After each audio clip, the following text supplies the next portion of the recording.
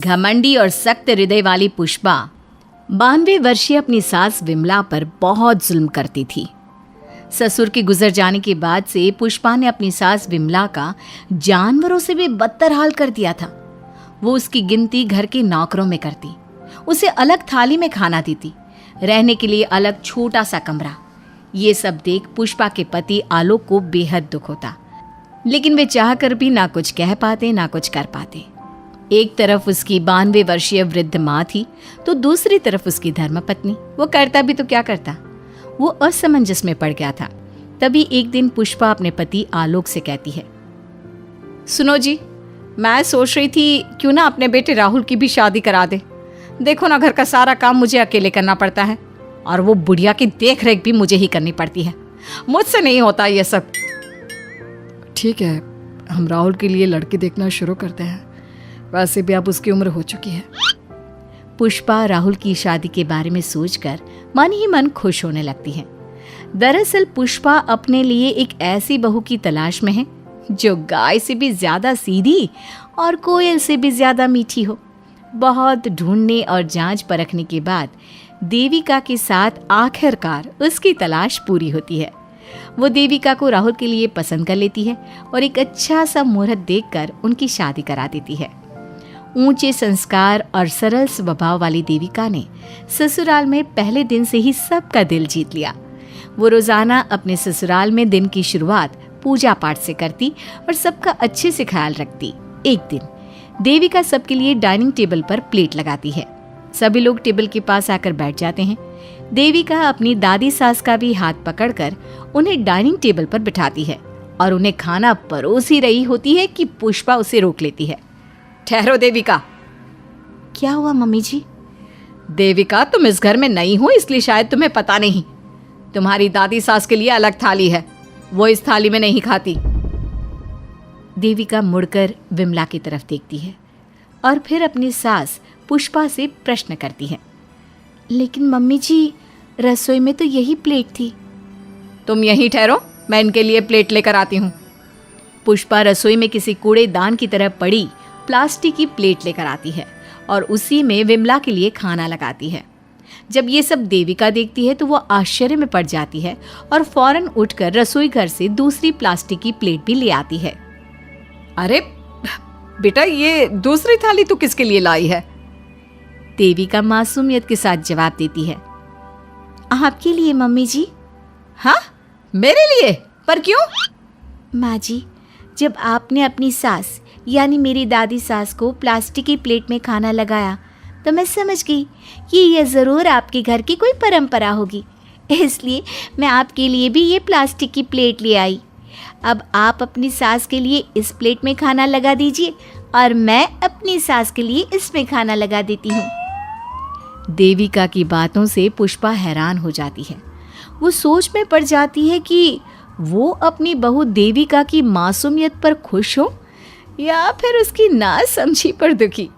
इसी तरह दिन बीतते चले जाते हैं और अब देविका को घर का माहौल और सास का स्वभाव सब समझ में आने लगता है। एक दिन सुबह पुष्पा अपनी सास यानी विमला को उसके कपड़े धोने के लिए कहती है और ये सब दूर से देविका देख लेती है। उसके कुछ ही समय बाद देविका आती है और अपनी सास पुष्पा से कहती है, मम्मी जी, मैंने घर का सारा काम कर लिया है। कपड़े, बर्तन, झाड़ू, पोछा सब लगा लिया है। अब मैं आपके पैर दबा देती हूँ। अरे लेकिन बेटा, तूने कपड़े नहीं धोए? मेरे कपड़े तो अंदर कमरे में ज्यों के त्यों पड़े हैं। मैंने आपके कपड़े नहीं धोए मम्मी जी। आप जब दादी से बोल रही थी ना कि आज उन्हें अपने कपड़े खुद धोने होंगे, तो मैंने सब सुन लिया था। फिर मुझे लगा आज पूर्णिमा भी है, इसलिए शायद ये आपके घर की कोई रस्म होगी, तो मैंने आपके कपड़े भी नहीं धोए मम्मी जी। देविका की बातें सुनकर पुष्पा अपना सर पकड़ लेती है और मन ही मन कहती है, ये तो ज़रूरत से कुछ ज़्यादा ही सीधी है। अब क्या करूं मैं इसका? इस बुढ़िया ने मुझे परेशान करके रख दिया है। एक तरफ वो ज़रूरत से ज़्यादा सीधी मेरी बहू जो मेरी हर हरकत को इस घर का रिवाज समझ लेती है, और दूसरी तरफ ये बुढ़िया जो रोज़ अपना बिस्तर गंदा कर देती है। आए बुढ़िया, अब कौन करेगा ये बिस्तर साफ? बाहर से नौकर बुलाने पड़ेंगे क्या? चल जल्दी से अपना बिस्तर साफ कर, गंद मचा कर रखा है।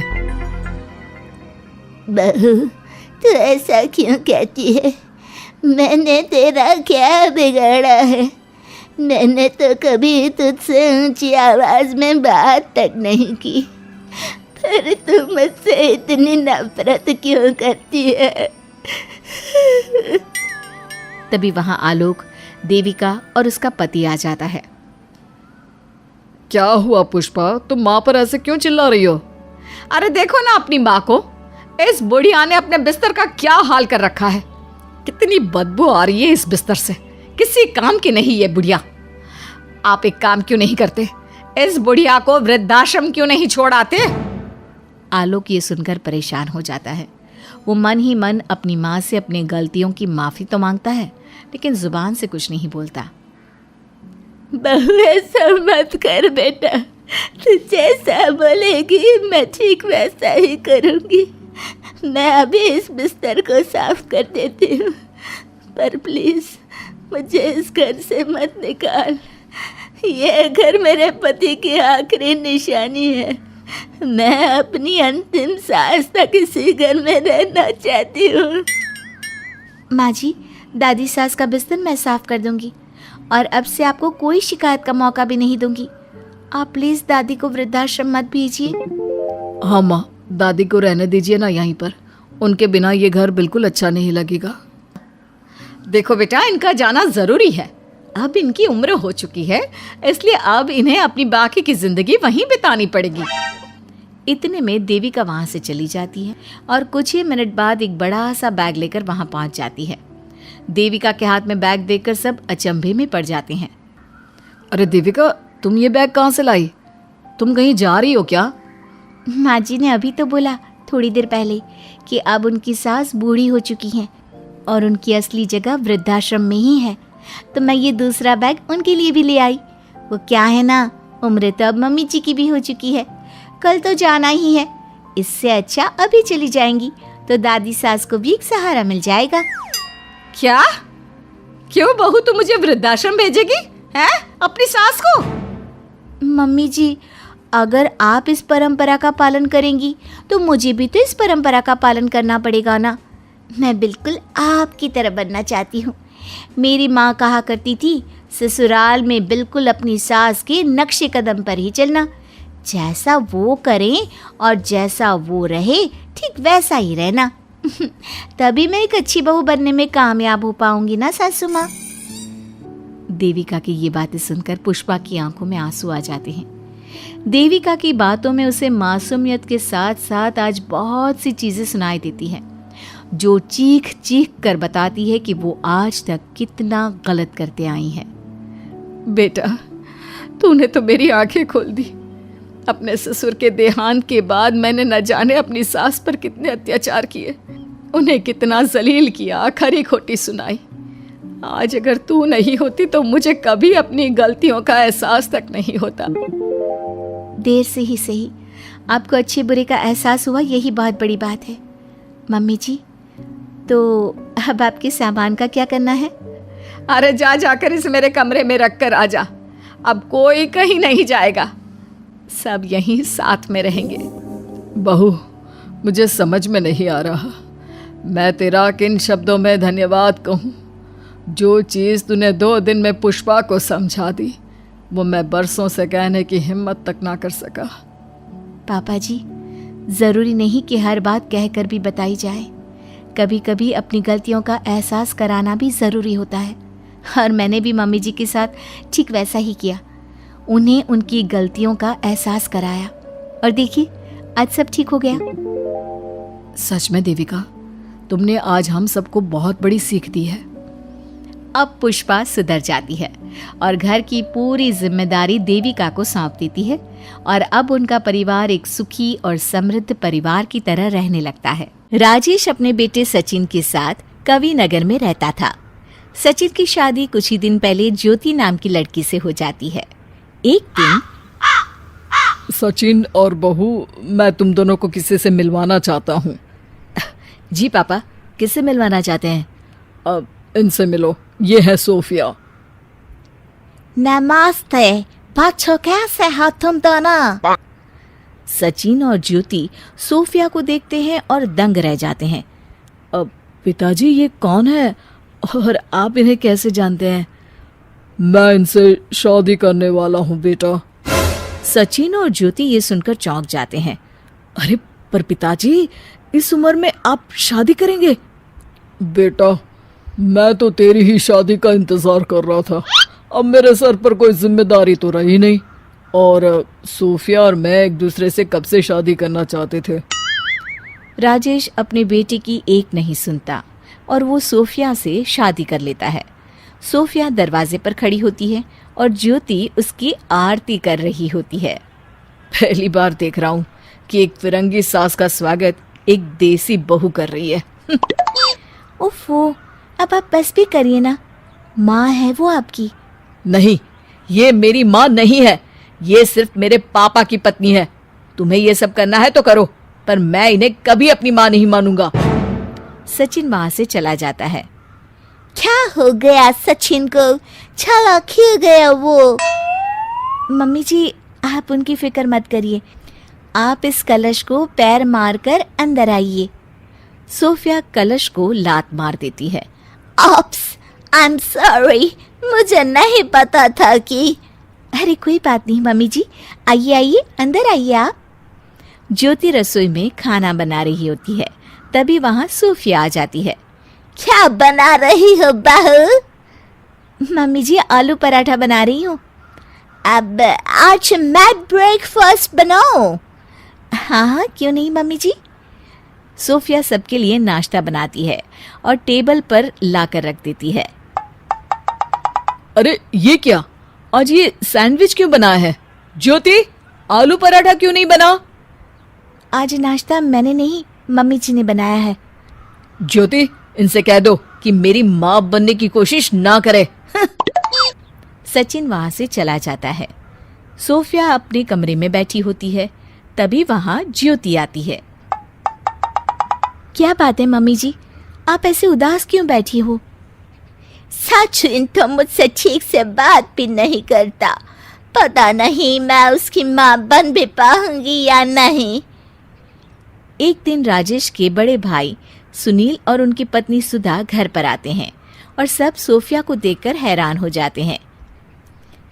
अरे भाई सोफिया, मैं तुम्हारी जिठानी हूँ, समझी कि नहीं? छाती, जिठानी का क्या मतलब होता है? ज्योति सोफिया को सारे रिश्ते समझाती है। सचिन को ये देखकर अच्छा नहीं लगता। जो रिश्तों के नाम भी ठीक से नहीं जानती, वे रिश्ते क्या निभाएंगी? बस भी करिए ना आप, मम्मी जी इतनी अच्छी है, और एक आप है कि हर वक्त। सचिन वहां से चला जाता है। एक रात को सचिन की तबीयत खराब होती है। ज्योति बाहर आती है, तभी सोफिया भी आ जाती है। क्या हुआ ज्योति, इतने रात को बर्फ क्यों निकाल रही हो? मम्मी जी, इन्हें बहुत तेज बुखार है, तो सोचा पट्टी कर दूं। क्या फीवर है सचिन को? सोफिया ज्योति से बर्फ और कपड़े ले लेती है और कमरे में जाती है। मैं पट्टी करती हूँ। ज्योति अपनी फिरंगी सास को अपने बेटे का ख्याल रखते देख बहुत खुश होती है। सोफिया सारी रात सचिन का ख्याल रखती है। ज्योति सुबह उठती है तो देखती है कि सोफिया अभी भी सचिन के पास ही बैठी हुई है। अरे मम्मी जी, आप अभी तक यहीं हैं? जाइए, जाकर सो जाइए। ठीक है बहू, पर तुम सचिन का ख्याल रखना। सचिन उठता है तो उसका बुखार उतर चुका होता है। अब कैसा लग रहा है जी आपको? अच्छा लग रहा है ज्योति, तुम जो इतना ख्याल रखती हो तो ठीक तो मुझे होना ही था। इस बार आपका ख्याल मैंने नहीं, मम्मी जी ने रखा है। पूरी रात वो यहीं आपके पास बैठी हुई थी, अभी सुबह ही गई हैं। क्या सोफिया जी ने? हाँ जी, मम्मी जी। वो क्या ना, माँ तो माँ होती है, फिर चाहे वो अपने देश की हो या किसी और देश की। सचिन को एहसास होता है कि उसने सोफिया के साथ अच्छा बर्ताव नहीं किया। वो उनके पास जाता है। ज्योति ने मुझे बताया कि कैसे आप मेरे लिए पूरी रात जागी। अगर चाइल्ड को कोई प्रॉब्लम होती है तो मदर कैसे उसका ख्याल नहीं रखेगी? तुम मेरे बेटे हो। मुझे माफ कर दीजिए मम्मी जी, मैंने आपके साथ बहुत गलत बर्ताव किया। राजगढ़ में राधा बहन अपनी 3 बहुओं के साथ रहा करती थी। राधा बहन का सारा दिन का एक ही काम था, आने जाने वाले लोगों को रोकना और उनसे बैठकर घंटों बातें करते रहना। एक दिन, अरे साधु महाराज, कहाँ जा रहे हैं? दीक्षा की तलाश में हूँ बेटी। अरे महाराज, तो हमसे क्या गुनाह हो गया जो आप हमारे घर से भिक्षा नहीं मांग रहे? बेटी, मैं तो सिर्फ उसी घर का खाना खाता हूँ जहाँ सिर्फ प्यार और एकता होती है। तेरे घर में तो कोई एक दूसरे की शक्ल भी नहीं देखना चाहता। राधा बहन साधु के मुंह से ये बात सुनकर हैरान हो जाती है। वो समझ नहीं पाती है कि साधु ऐसा क्यों बोल रहे हैं। वो साधु से कहती है, रुकिए महाराज, मैं आपको गलत साबित कर देती हूँ, तब तो आप खाना खाएंगे ना? साधु हंसता है और बरामदे में आकर बैठ जाता है। राधा जोर से आवाज लगाती है, अरे बहू, जरा पानी लेकर आना। थोड़ी देर तक कोई नहीं आता। तभी साधु महात्मा उठने ही लगते हैं कि अचानक उसकी 3 बहू पानी का ग्लास लेकर आ जाती है।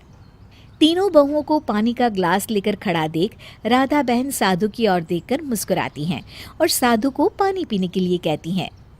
लीजिए साधु जी, पानी पी लीजिए।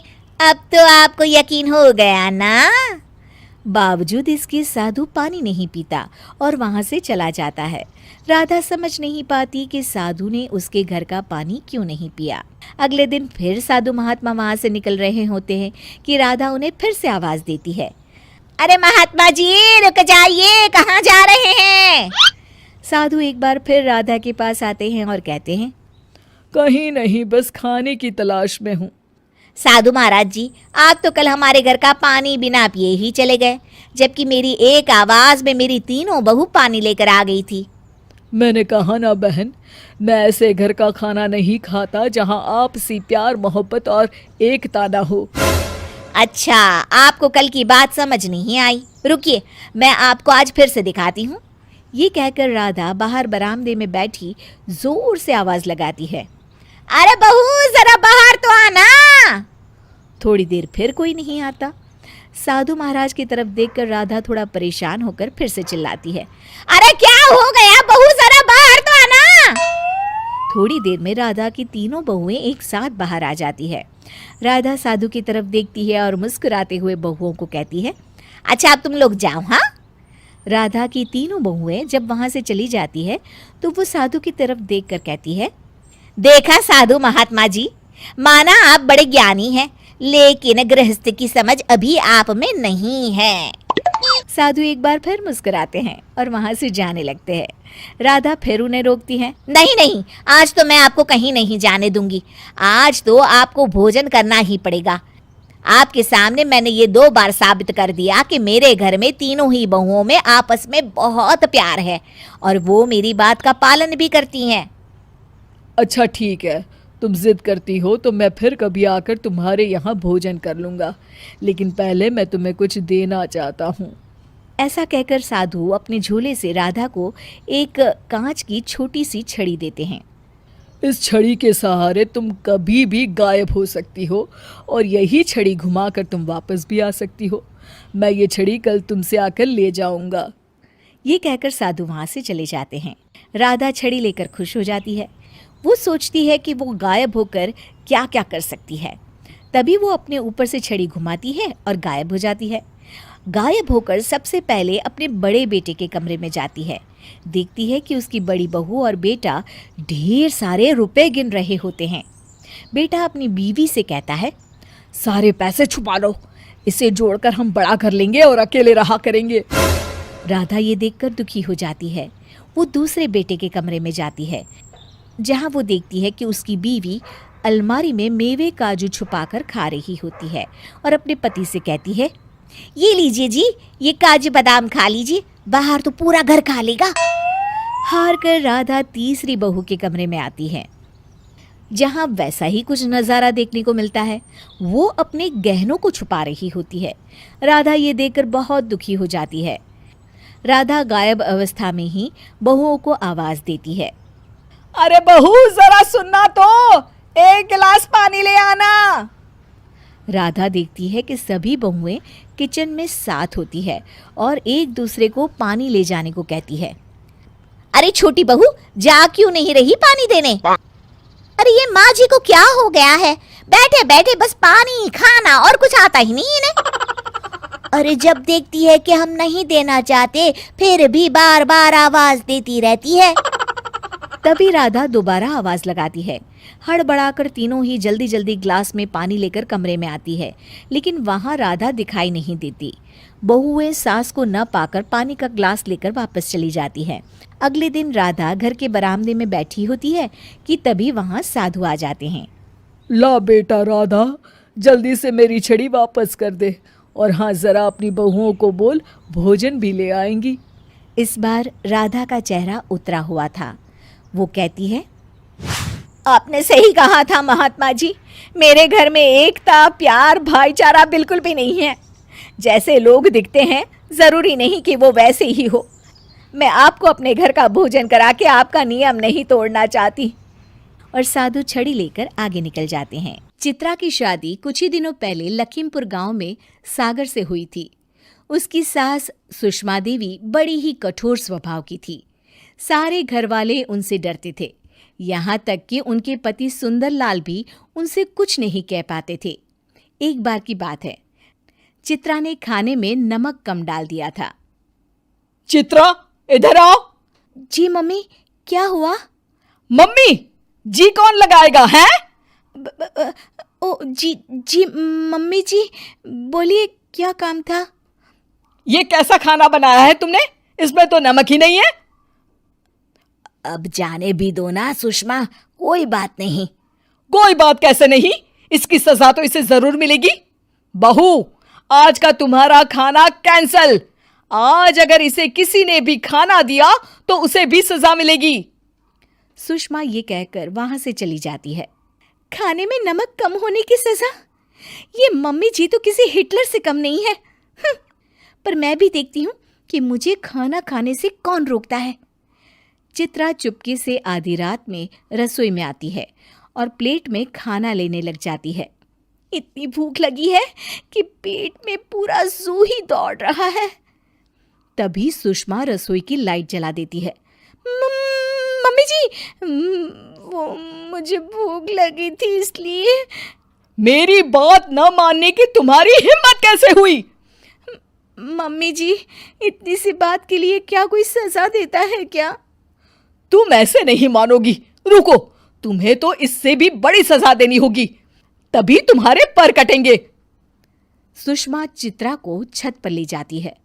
अब तुम्हारी यही सजा है कि आज पूरी रात यहीं बिताओगी तुम। अरे मम्मी जी, मुझे माफ कर दीजिए, मुझे बहुत डर लगता है अंधेरे से।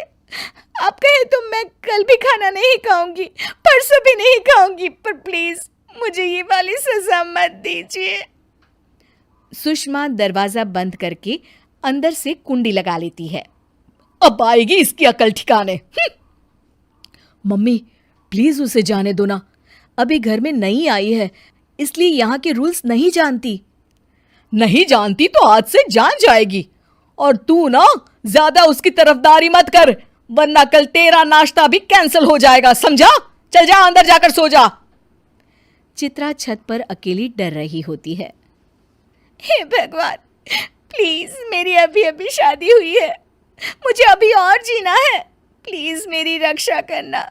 हर मंगलवार प्रसाद चढ़ाने आऊंगी। तभी वहां बारिश होने लगती है और चित्रा भीग कर कांप रही होती है। ये मेरी सास हिटलर है, हिटलर। इतनी जालिम सास तो भगवान मेरे दुश्मन को भी ना दे। कोई नहीं, इनको तो मैं मज़ा चखाऊंगी। बहुत हो गया इनका राज इस घर में। मैं लाऊंगी अब इस घर में क्रांति। अगले दिन चित्रा को जुकाम हो जाता है और वो छींक रही होती है। तभी वहां उसके ससुर आ जाते हैं। बेटा, तू ठीक तो है ना? अरे क्या खाक ठीक हूँ मैं ससुर जी। पूरी रात बारिश में खड़े होकर मेरी तो हालत ही खराब हो गई। और तो और सासू माँ की इतनी कठोर सजा पर किसी ने उन्हें डांटा भी नहीं। अरे बेटा, हम क्या करें, वो उसका स्वभाव ही ऐसा है। ससुर जी, आपका कंट्रोल नहीं है तभी तो ऐसा है ना। आप तो उन्हें कुछ कहते ही नहीं। वैसे आपको तो सजा मिल ही चुकी है इस बात की। कौन सी सजा बहू? अच्छी, सासू माँ से शादी करने की सजा। बुरा मत मानिएगा ससुर जी, लेकिन कल मैं बाजार गई थी ना, तो वो राशन वाले भैया भी हमारे घर के बारे में कुछ कह रहे थे। अच्छा, क्या कह रहे थे, बताओ मुझे। मैंने उनसे कहा कि हमारे ससुर जी ही सब कुछ संभालते हैं, अब उन्हें ही राशन का खर्चा बता देना। तो कहने लगे, अजी कहाँ, वो तो बस जोरू के गुलाम हैं, असली राज तो सुषमा देवी का चलता है। अरे, ऐसा कहा क्या उसने? जी ससुर जी, पर मुझे ऐसा नहीं लगता। मैं तो आपकी बहुत कदर करती हूँ। मुझे पता है कि आप मुझे हमेशा सासू माँ के प्रकोप से बचा लेंगी, पर लोगों को तो लगता है ना कि आप जोरू के। चित्रा के ससुर जी वहां से गुस्से में चले जाते हैं। सासू माँ, अब आएगा मजा। सुषमा चित्रा को आवाज लगाती है और चित्रा तैयार होकर कहीं जा रही होती है। अरे, खाने का टाइम हो गया है, कहाँ जा रही हो तुम? मम्मी जी, मैं जा रही हूँ अपनी सहेलियों के साथ घूमने। खाना आज बाहर से ऑर्डर कर लेंगे। क्या? तुम्हारे होते हुए खाना बाहर से ऑर्डर होगा? चुपचाप रसोई में जाओ और खाना पकाओ, नहीं तो ऐसी सजा दूंगी कि जिंदगी भर याद रखोगी। नहीं मम्मी जी, मुझे लेट हो रहा है, मैं तो चली मम्मी जी। सुषमा चित्रा का हाथ पकड़ लेती है बहुत कस के और उसे रसोई की तरफ लेकर जा रही होती है। मम्मी जी, मेरा हाथ छोड़िए। चल, तू पहले रसोई में चल और खाना पका। तभी वहां चित्रा के ससुर जी आ जाते हैं। सुषमा, हाथ छोड़ो बहू का। अरे आप चुप रहिए। तुम चुप रहो और जैसा मैंने कहा है वैसा करो, चुपचाप। ये किस तरह की बातें कर रहे हैं आप? जैसे तुमसे बात करनी चाहिए वैसे। बहुत ढील दी है मैंने तुम्हें, लेकिन अब नहीं चलेगी तुम्हारी मनमानी। ज्यादा कुछ कहा तुमने तो तुम्हारे मायके छोड़ आऊंगा, समझी? छोड़ो बहू का हाथ। सुषमा ये सुनकर चौंक जाती है और चित्रा का हाथ छोड़ देती है। जाओ बहू, घुमाओ तुम सहेलियों के साथ, लेकिन टाइम पर आ जाना, खाना ऑर्डर करना है ना। और तुम सुषमा, ये जो आज तुमने किया है ना, आगे से होना नहीं चाहिए, वरना अच्छा नहीं होगा। चित्रा खुशी खुशी अपना बैग लेकर जाने लगती है। सुषमा रोते हुए अपने कमरे में चली जाती है। जालिम सासू माँ, अब आपका शासन हुआ खत्म।